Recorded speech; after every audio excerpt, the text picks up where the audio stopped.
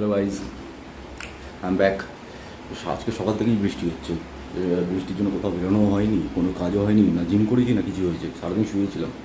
তো এখন যাবো জিমে, দেখি ফ্ল্যাট থেকে নিচে নেমেই তো এত হাঁটু অব্দি জল থাকে।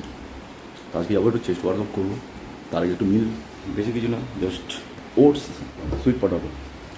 এই জন্য কারণ আমি একটু কার্বস লোড করতে ভালো লাগে আমার, কারণ একটু হেভি ওয়েট ট্রেনিং করি জিমে গিয়ে, দ্যাটস ওয়াই একটু কার্বস ইনটেক করি আফটার ওয়ার্কআউট, আইসোলেট। ওকে, সো চলো জিমে গিয়ে দেখা হবে।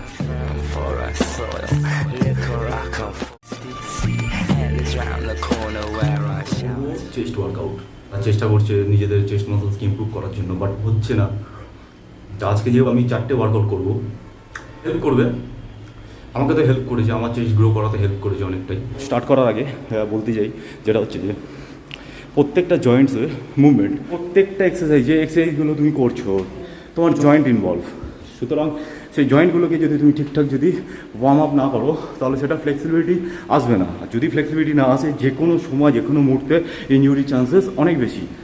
তো এটা সবসময় মাথায় রেখেই করতে হবে। আমরা ফুল ডাউন মারতে সবাই জানি, ছোটোবেলায় যেরকম আঁকড়া ছিল, কুস্তি হতো, যে আঁকড়াগুলো, সেখানে ডন বৈঠক যে এক্সারসাইজ, এগুলো খুবই কার্যকরী এক্সারসাইজ।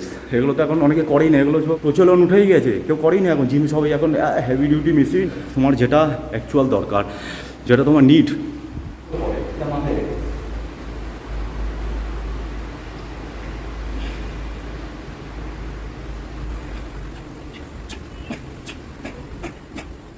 মারলাম ফুল ডাউন। আর এটার সাথে যেটা বলেছিলাম আমরা ডাম্বেল ফ্লাই করবো। তো চলো,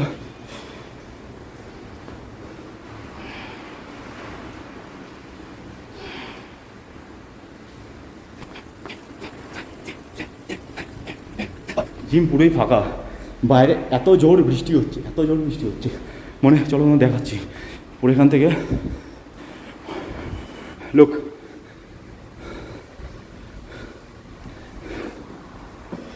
সবাই বাড়িতে বসে খাচ্ছে খিচুড়ি, ডিম ভাজা, মাছ ভাজা। বডি মোটামুটি ওয়ার্ম আপ হয়ে গেছে, আর মাথাটা মোটামুটি পাম্প নেওয়া স্টার্ট করে দিয়েছে। নেক্সট ওয়ার্কআউট করবো এখন ইনক্লাইন ডাম্বেল প্রেস। চলো, লেটস গো।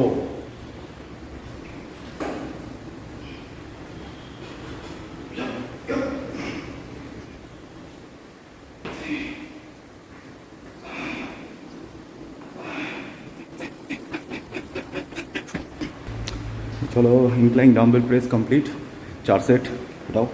তো এবারে মারবো কেবিল ক্রস।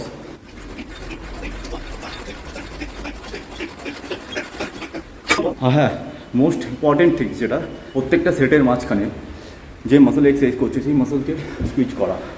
চেস্ট মাসলসকে কীভাবে কন্ট্যাক্ট করবে, তুমি দুটো হাতকে ক্লোজলি আনো, দাঁড়াও এইভাবে দেখাচ্ছি তোমাদেরকে বাই মিরর। এই তো হাত দুটোকে এরকম স্ট্রেট করে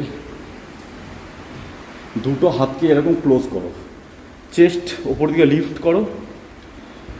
হ্যাঁ, 10 সেকেন্ড ব্রিথ আউট করে হোল্ড করো।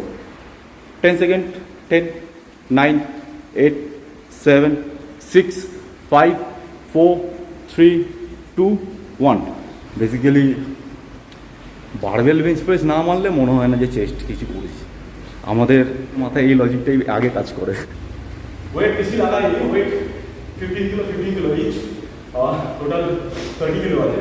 আর যদি বারের ওয়েট ধরি তাহলে বারের ওয়েট এক পক্ষ 20 কিলো, তার টোটাল তুমি 50 কিলো করতে পারো মিনিমাম ওয়েট আমার জন্য, সবার জন্য নয়। একদম নিপিল বরাবর না, নিপিল বরাবর।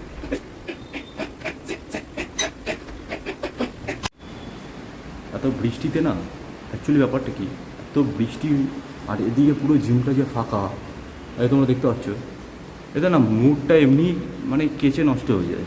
বিগিনার্সদের উদ্দেশ্যে বলছি, তোমরা যদি দেখছো যে তোমাদের চেস্ট গ্রো করছে না, তাহলে তোমরা একদমই হাল ছাড়বে না, একদম লেগে থাকবে, ঠিক আছে? এই যে ফ্যাক্টর করে অনেক সময় গ্রোথের ওপরে। সো হোপ ছাড়বে না, একদম লেগে থাকো আর ঠিক ওয়েটাকে ফলো করো। ইউটিউবে অনেক এরকম এক্সারসাইজ দেখতে পারবে যেখানে ডিফারেন্ট টাইপ অফ এক্সারসাইজ দেখায়। হ্যাঁ, সেগুলোকে ফলো করো, ডেফিনেটলি ফলো করো, বাট এটাও তার সাথে সাথে তোমাদের মাথায় রাখা উচিত যে তোমার মাসেল কোয়ালিটি কী আছে, তোমার বডি টাইপ কী আছে, তার উপরে বেস করে তোমার কী ওয়ার্কআউট দরকার, ঠিক আছে? Always stay fit and be pro. Good night. Stand firm for our soil. Liquor rock of DC. Hell is round the corner where I shelter.